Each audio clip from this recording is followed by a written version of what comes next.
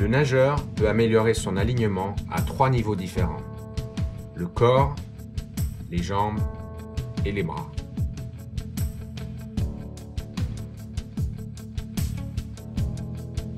Le placement du corps dans l'eau est primordial. Si le nageur occupe beaucoup de place sur le plan vertical, cela génère du freinage. Dans l'idéal, le corps du nageur doit longer la surface de l'eau.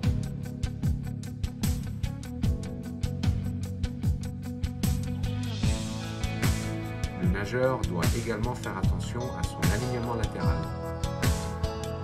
Un mauvais alignement latéral augmente l'espace occupé en largeur. Lors de son extension, le nageur ne doit pas croiser l'axe central de son corps. Si le bras croise cet axe, le nageur occupe plus de place.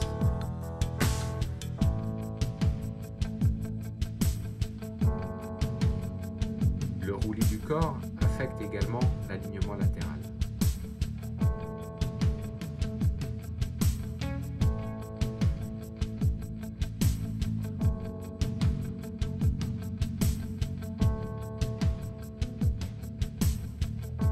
Quand le roulis est insuffisant, le nageur est obligé d'avoir un retour de bras très large pour garder la main hors de l'eau. Ce déséquilibre engendre une réaction au niveau du bassin qui perturbe l'alignement latéral.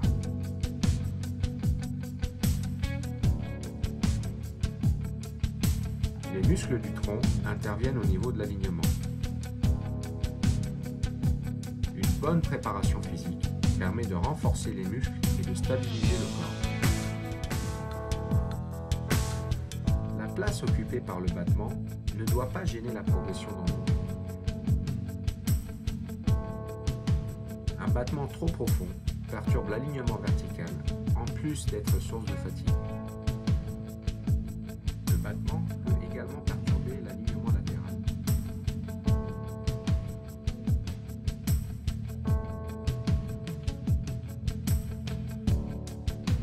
Même un détail comme la position des pieds affecte l'alignement.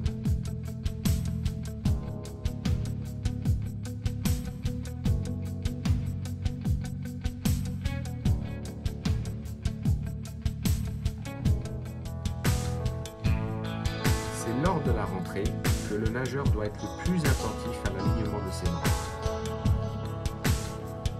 Le bras doit être en ligne avec la surface de l'eau.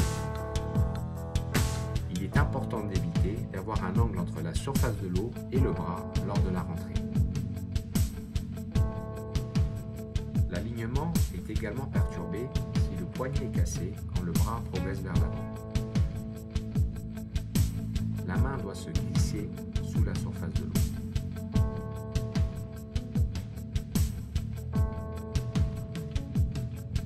La rentrée doit également être en ligne avec l'axe de déplacement. Quand la rentrée se fait à l'extérieur de la largeur des épaules, une résistance est créée.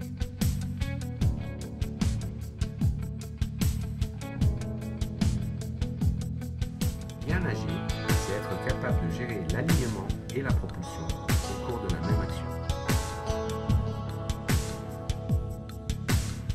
Pour améliorer votre alignement, occupez le moins de place possible sur le plan latéral, sur le plan vertical, au niveau du corps, des jambes et des bras.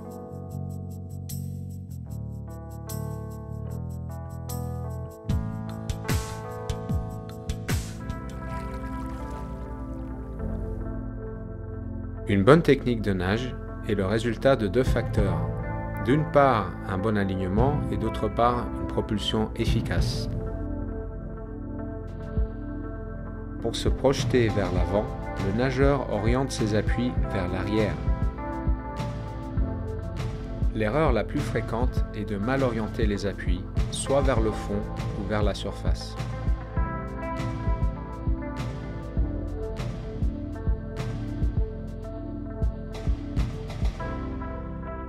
Les nageurs experts utilisent l'intégralité de l'avant-bras et de la main pour se propulser vers l'avant.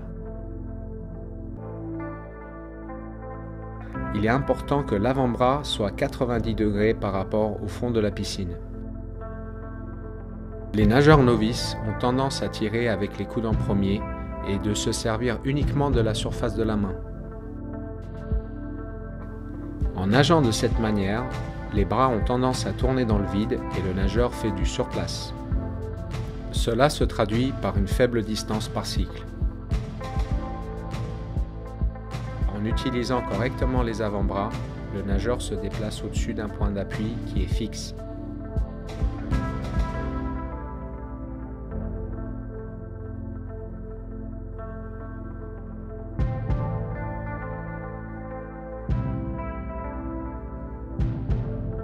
Si la trajectoire de la main s'éloigne trop de l'axe central, il y a une perte de force. Il est important que la main suive une trajectoire rectiligne qui se trouve sous l'axe de l'épaule.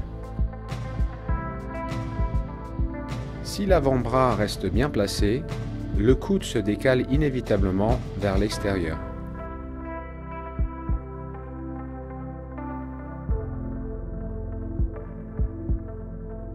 Les bons nageurs restent relâchés pendant une majorité du cycle et contractent leurs muscles uniquement pendant la traction sous-marine.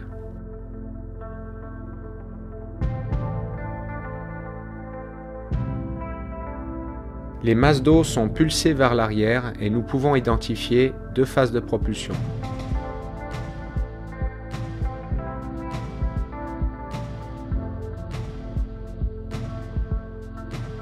La majorité du déplacement vers l'avant est générée par la première phase de propulsion.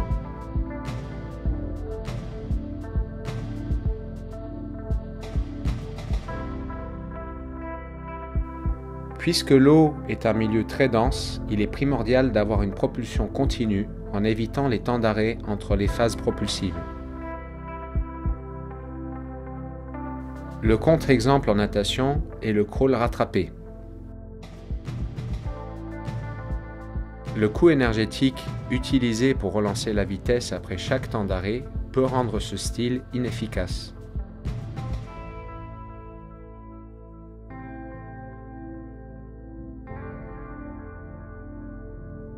Dans toutes les nages, une propulsion efficace est le résultat d'une orientation correcte des appuis, de l'utilisation des bons muscles au bon moment et de la continuité.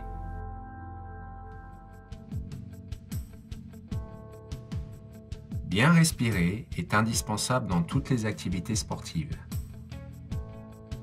Elle permet d'optimiser le rendement mental et musculaire pendant l'effort. Une bonne respiration diminue le stress, rythme la nage, repousse la fatigue et améliore l'amplitude de nage. Il est plus facile d'avoir un rythme de bras constant si la respiration est régulière.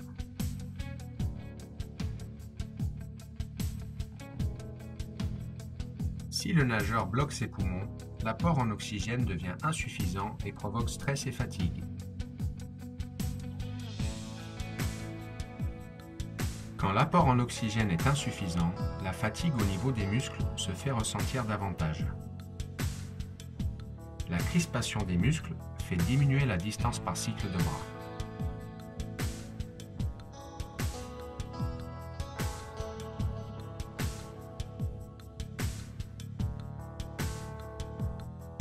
Le nageur peut améliorer sa respiration à 3 niveaux différents.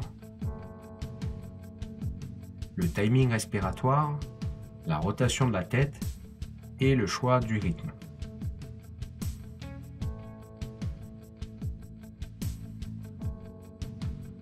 L'action respiratoire est composée de 2 phases. L'inspiration et l'expiration.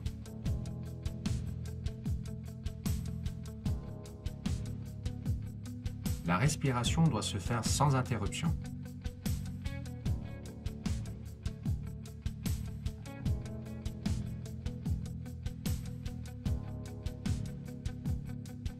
L'expiration prend plus de temps que l'inspiration.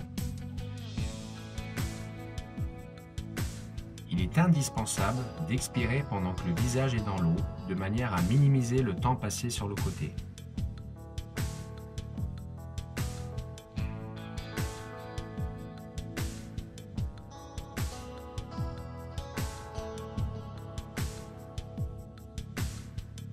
Inspirer à la surface et expirer sous l'eau peut souvent devenir un mouvement confus lors de l'effort physique.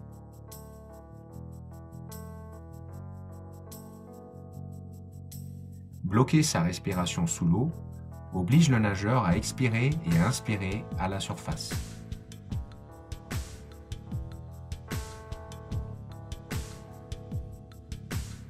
Le timing respiratoire doit être en harmonie avec la nage.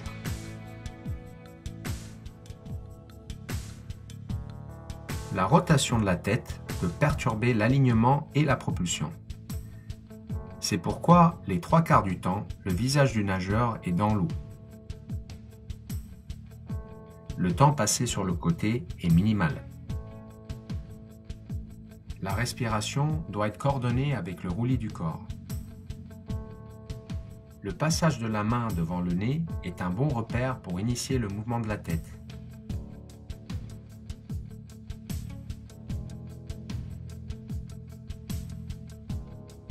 Si le nageur tourne la tête trop tôt, il sera obligé de relever la tête pour sortir la bouche de l'eau.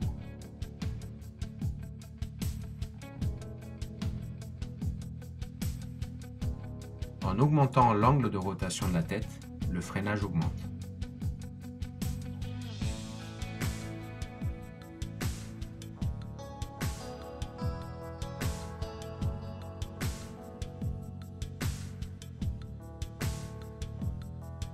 Avec un bon timing, il est possible de respirer dans le creux de la vague et de réduire l'angle de rotation de la tête. Quand le geste est correctement effectué, une lunette reste sous l'eau.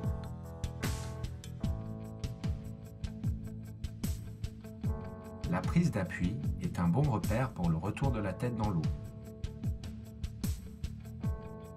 La tête doit être dans l'axe au moment où la propulsion commence.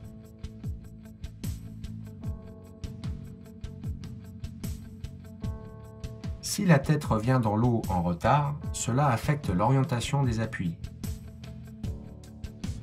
et la propulsion est moins efficace.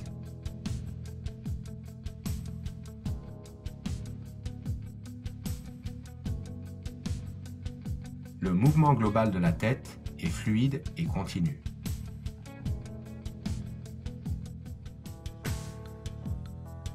Les facteurs qui affectent le choix du rythme sont la force du battement, la masse musculaire des cuisses étant importante, cela consomme beaucoup d'oxygène. Le tempo des bras, plus ce dernier est bas, plus le nageur est obligé de respirer fréquemment pour avoir un apport en oxygène correct. La durée de l'effort, plus l'effort est long, plus il faut de l'oxygène.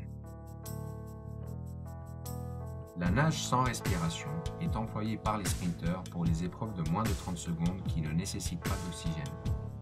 La tête fixe permet de réduire le freinage au maximum et favorise un tempo élevé.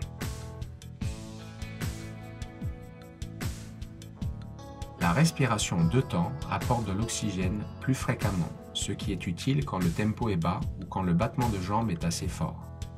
Aussi, la respiration 2 temps permet de respirer du côté où les nageurs se sentent le plus à l'aise, ce qui est important chez les personnes qui appréhendent le milieu aquatique.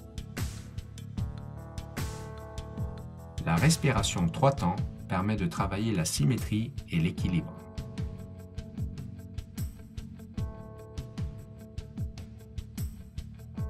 La respiration 4 temps est principalement employée par les sprinteurs ayant un tempo élevé.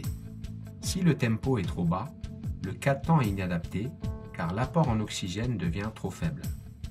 On retrouve le 4 temps aussi chez certains nageurs de demi-fond ayant un tempo élevé couplé à un battement léger qui consomme peu d'oxygène.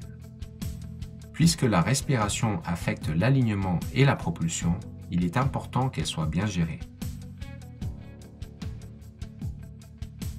Pour une respiration efficace, minimisez le temps passé avec la tête sur le côté, expirez quand le visage est dans l'eau, ne jamais bloquer les poumons, synchronisez la respiration avec le roulis du corps et restez fluide et ne jamais sortir plus d'une lunette de l'eau.